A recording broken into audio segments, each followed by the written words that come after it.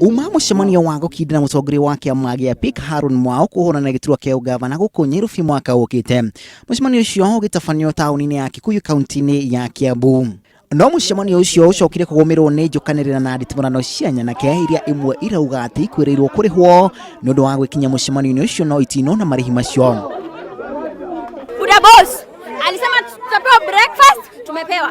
Pesa tujapewa. Nimetoka from Kibira ndani. Watoto wajakula. Kila mtu left his job just to come here. All that distance coming here to be offered tea. There are several cups of coffee in Kibra and